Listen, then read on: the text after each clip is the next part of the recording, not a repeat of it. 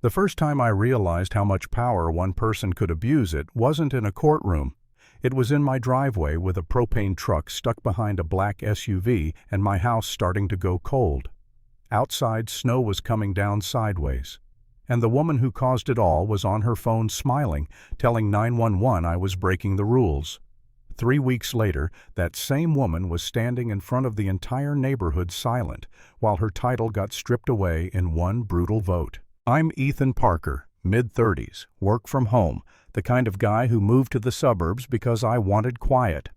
I bought a place in a development called Pine Ridge Estates, tucked into the foothills outside Denver, the kind of neighborhood where everything looks neat on purpose.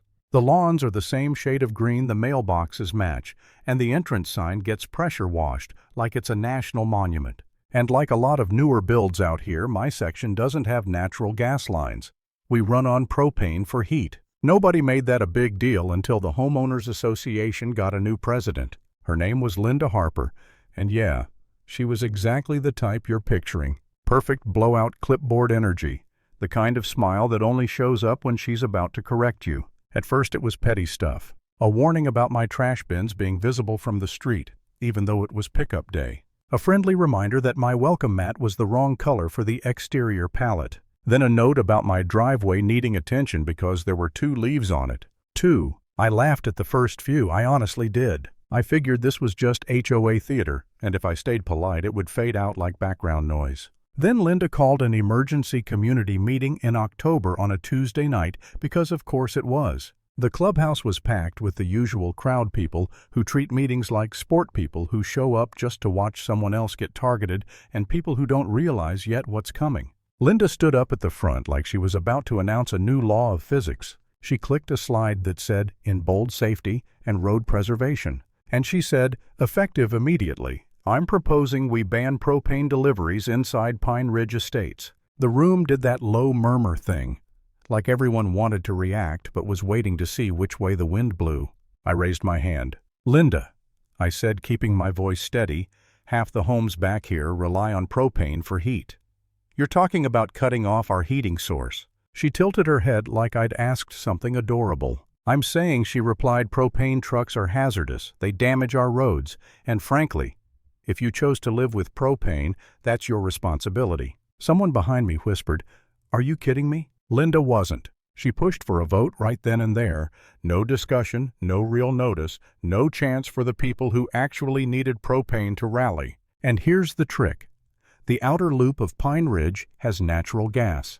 Those owners don't care about propane deliveries because it doesn't affect them, until it does. The vote passed by a thin margin, and Linda smiled like she'd just fixed the neighborhood. I walked out into the cold with that weird, hot feeling in my chest, part anger, part disbelief. At home, I pulled up the HOA bylaws, the county codes, anything I could find, because I wasn't about to let a woman with a gavel fetish decide whether my house stayed warm in winter. 2 weeks later, I got the first certified letter. A violation notice stating any propane delivery would result in a $500 fine per incident.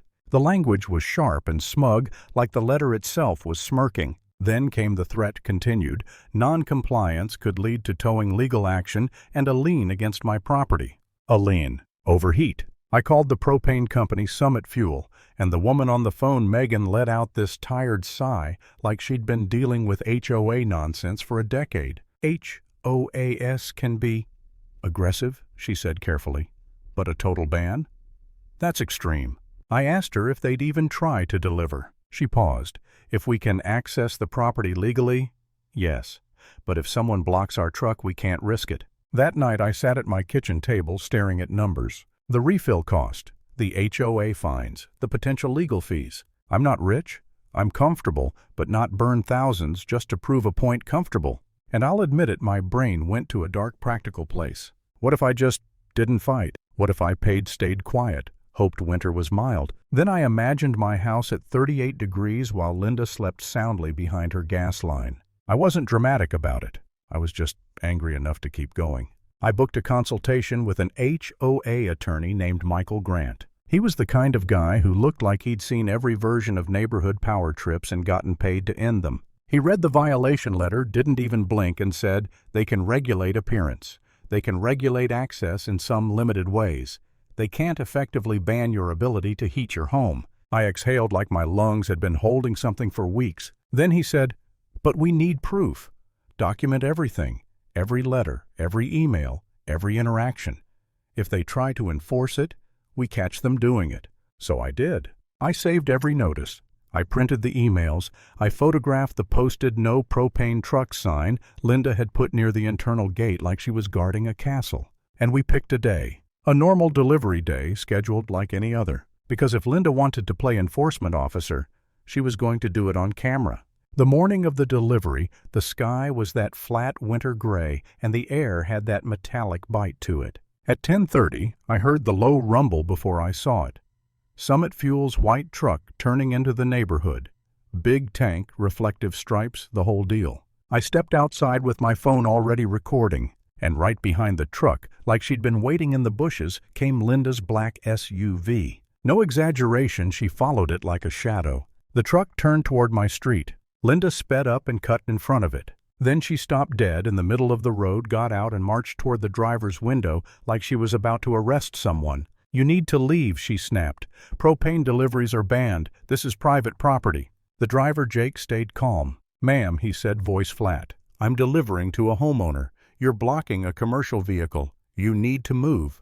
Linda pointed at me like I was the villain. "You," she said, "you're going to be fined. You're violating community standards." I said, "Linda, get out of the road." She smirked and pulled out her phone.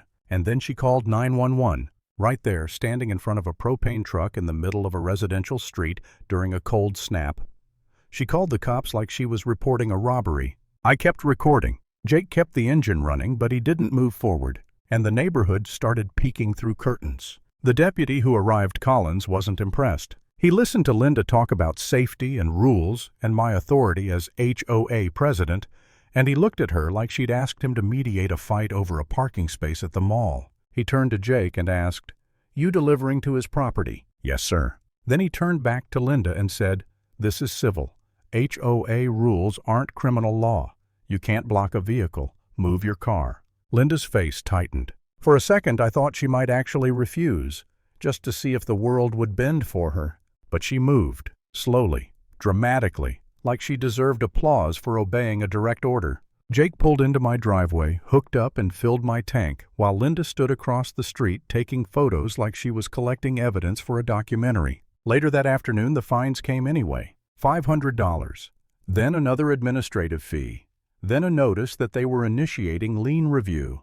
That was the moment I felt the floor tilt under me. Not emotionally, financially. Like, okay, this is the part where they try to crush you with paperwork until you fold. I called Michael. He didn't do the motivational thing. He didn't hype me up. He just said, "Good. They enforced it. You have video. You have a deputy telling her she can't block access. That's leverage." Within days, we filed for an emergency injunction. And when we walked into the courthouse, I didn't feel heroic. I felt tired. I felt like someone had turned basic living into a legal event. Linda showed up with her own attorney and the same expression she wore at meetings, confident, offended, and absolutely certain the rules existed for her convenience. Her lawyer talked about property values, road damage, community standards. The judge listened, then asked one simple question. What alternative did the HOA provide to these homeowners for heating? Silence. Linda's attorney tried to pivot, but the judge didn't let it slide. When it came out that switching systems could cost tens of thousands per home and that the HOA hadn't offered a dime of support, the judge's tone changed. He granted the injunction. The ban was paused. The fines were halted. The lien threats were ordered to stop. Linda's face didn't explode or anything dramatic like that. She just tightened, like someone had finally told her no in a language she couldn't overrule. The real collapse happened later. December brought a blizzard that didn't mess around, wind howling ice on the trees, power flickering in waves. My house stayed warm because my propane tank was full. But the outer loop, the gas side, lost power to some of their systems, and suddenly a lot of people were scrambling. And that's when I got a call. Linda. Her voice was clipped, strained. "Ethan," she said, like my name tasted wrong. "Do you have spare space heaters?" I paused, looking at the window where the snow was stacking up like a wall. And I said, "I'll help where I can. But you need to understand something. Heat isn't a lifestyle choice. It's not a rule you get to vote away." A week later, the HOA held another meeting. The room was packed. Standing room packed. People weren't there for landscaping updates. They were there because fear had finally turned into anger. An older guy named Frank stood up shaking and talked about waking up freezing. A mom named Jessica said she couldn't afford another fine and she was done being bullied. Linda tried to control it like she always did, tapping her pen, cutting people off, acting like outrage was out of order. Then she said the line that ended her. "If you can't afford to live here," she snapped, "maybe you should move." You could feel the room turn. Kyle Bennett, one of the board members who usually stayed quiet, stood up and said, "I motion to remove Linda Harper as president of the Homeowners Association." Linda laughed like it was a joke. Amanda Clark, a neighbor who'd quietly helped gather signatures, walked to the front and placed a stack of papers on the table. "Recall petition," she said. "We have the votes." Linda looked around for backup and found nothing. The ballots got counted. No speeches, no dramatic music, just paper pens and a room full of people who'd had enough. When the final number was read, Linda didn't scream. She didn't cry. She just sat there stunned like someone had finally unplugged the authority she'd been living on. And right there, right in front of everyone, she lost the one thing she'd been using to hurt people: the title. Lesson: when someone uses rules to take away basic dignity, the only fix is showing up calm, documented, and louder than them.